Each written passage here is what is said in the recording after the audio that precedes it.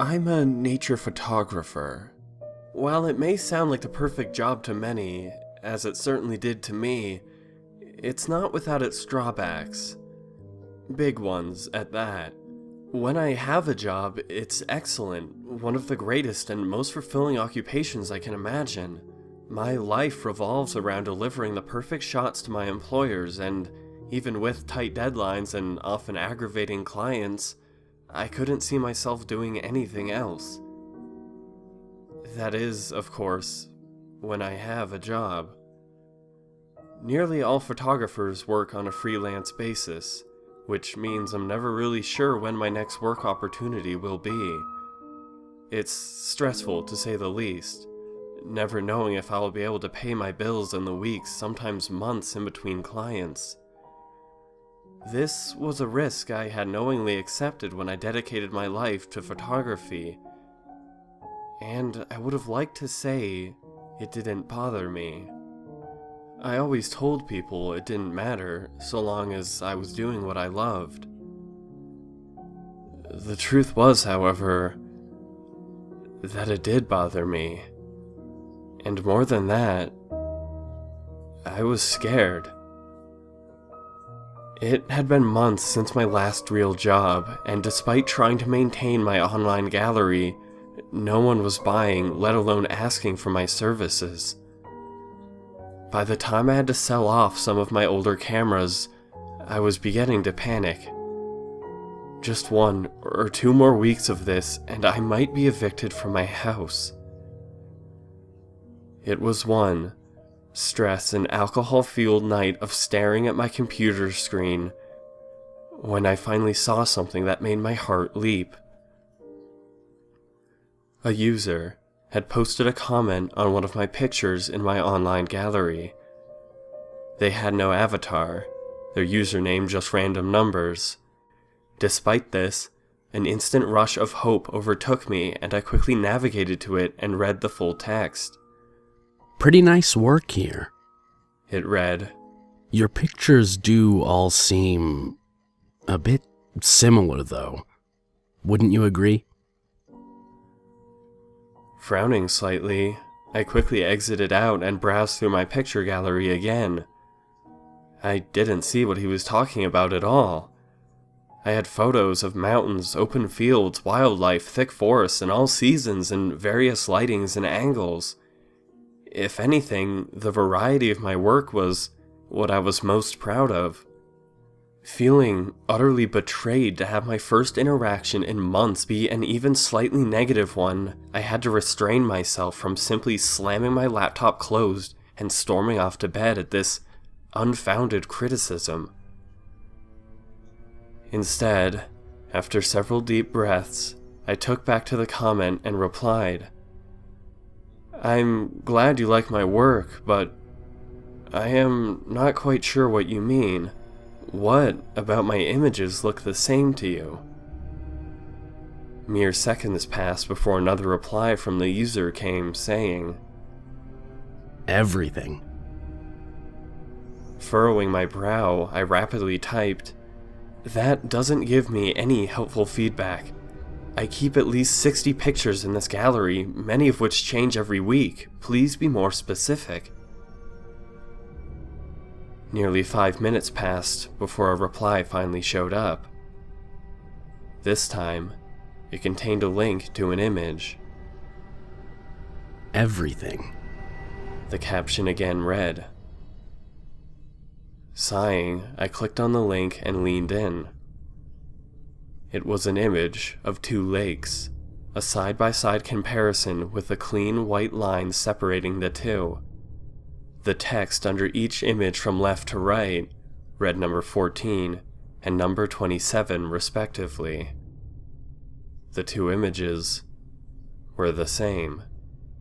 The lake was heavy with morning mist, the dark woods creeping into the peripherals of the lens with the sun nowhere in sight. Squinting my eyes at the screen, I adjusted myself uncomfortably before quickly clicking back to my gallery. I navigated to number 27 to confirm that it was in fact the image of the lake. The stagnant water stared back at me. the image just as it had been in the side-by-side. The trees jutted into frame like mangled teeth, dark, waterlogged soil churning with a light rain. I pressed my hands against the keyboard and typed in number 14. The same lake greeted me. An accidental duplicate, I scoffed to myself. Jesus, the guy could have just pointed that out from the beginning. No need to be so obnoxious about it. That's when I noticed I had mistyped. I was looking at image number 13. Frowning, I pressed the right arrow key and the screen refreshed to number 14. The image was the same. I squinted. Or was it? The same lake stared back at me, cold banks lapping with frigid, gray slag. But the sky, or maybe not the sky, just something in general, seemed off. I likely wouldn't have even noticed the slight change if I hadn't been able to flick back and forth between the two images and watch the shift happen right before my eyes. It took me longer than it should have to finally pinpoint the culprit. The trees in number 13 were all standing stoic, tall, straight, and emotionless. Their dark bark dripped with water, pine needles stabbing into the crisp air. In number 14, however, one tree had shifted in more than just position.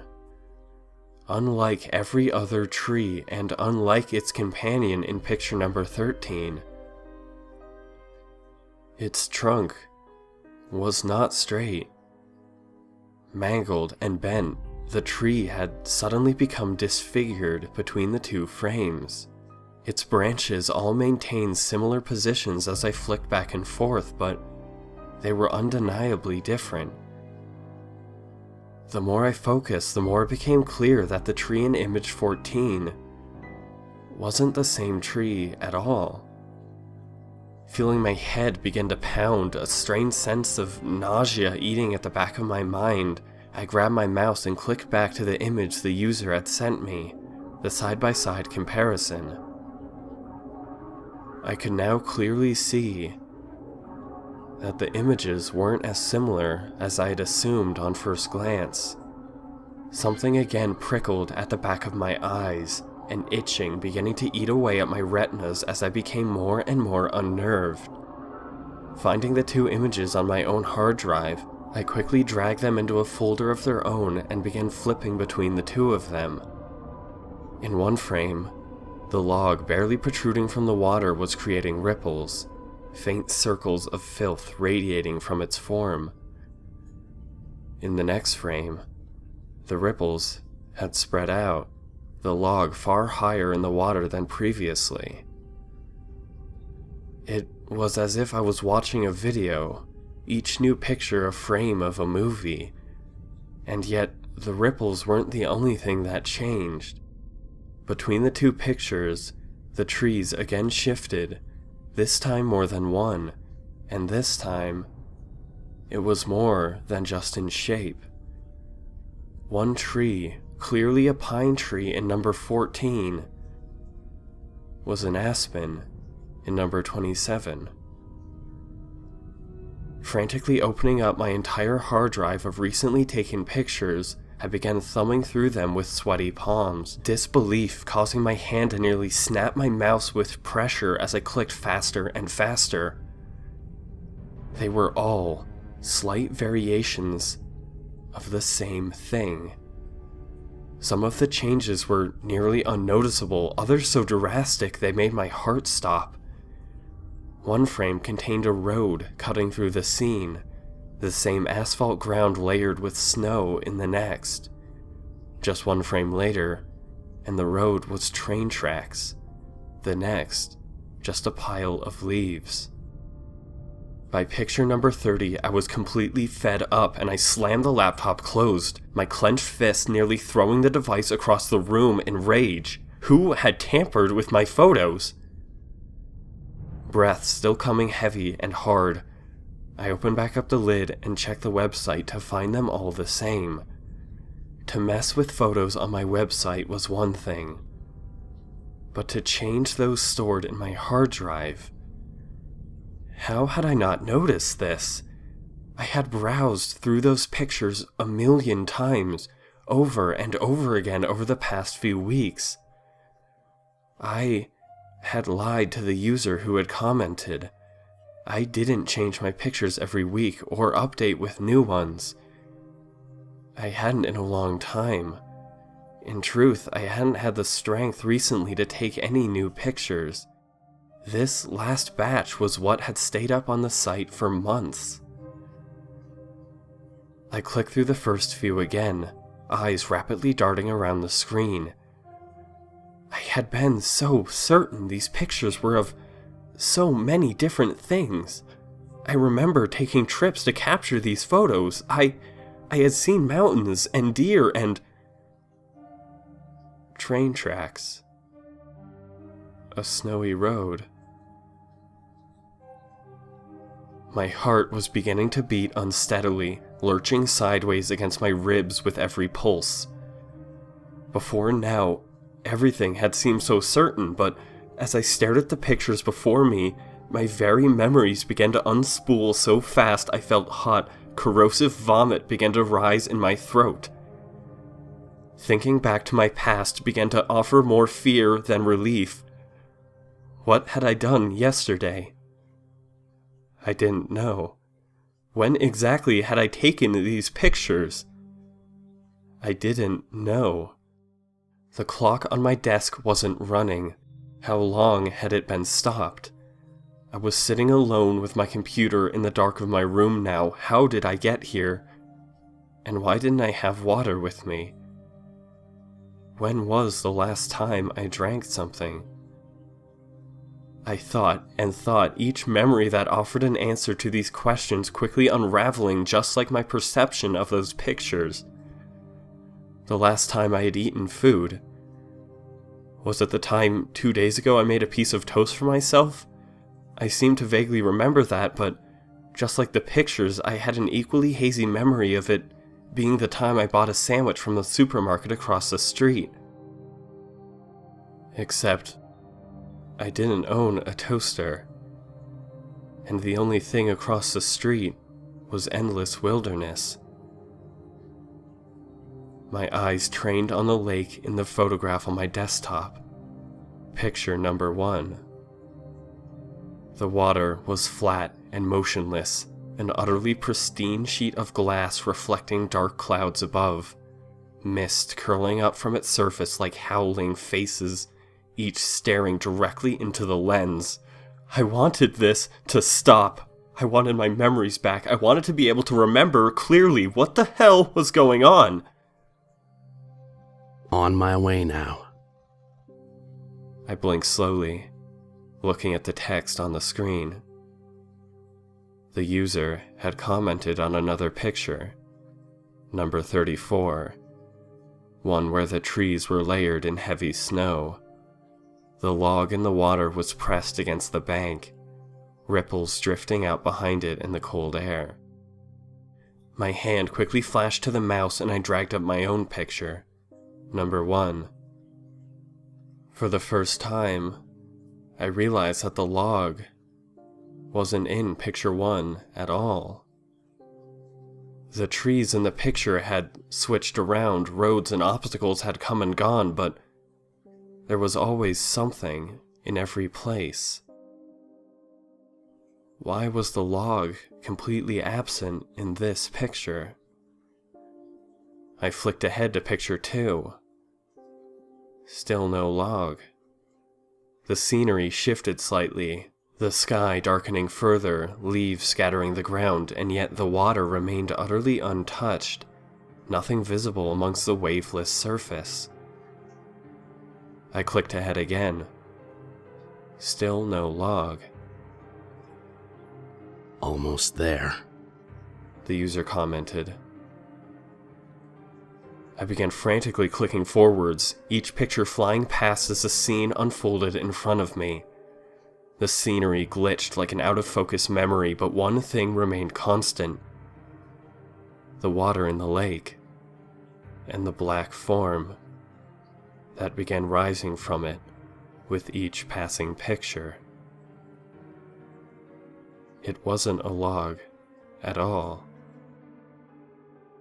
I had been falsifying memories again. There wasn't a supermarket in front of my house, but I wasn't quite sure it was simply woods either. Another hazy memory of mine definitely showed me stepping outside to take these pictures, capture the beauty of my lakefront property. At your front door, the user commented. My panicked hand slapped the laptop away, my photo album not even reaching past number 48 where the mangled, log-like silhouette was against the bank. A crooked hand halfway out of the water as it clawed at the dirt. Open up, the text commented on picture number 53, an image I didn't dare look at for what I was sure would be staring back at me.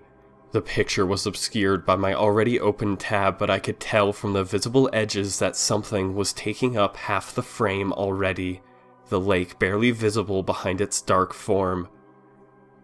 A heavy knock rang out through my dark house. I flinched into the corner of my room, curling my legs against my chest. Life continues on, you see. Text popped up on image number 55. Your sight defines your memory, and your memory defines your sight. How long have your surroundings been merely alterations of things you've seen before? How long have your conversations been remixes of the past? The door creaked open, heavy footsteps beginning to drone through the hallway towards my room. Your time is past. Your memories can only hold for so long. Your life is gone. You've tried your best. Come with me to what's next.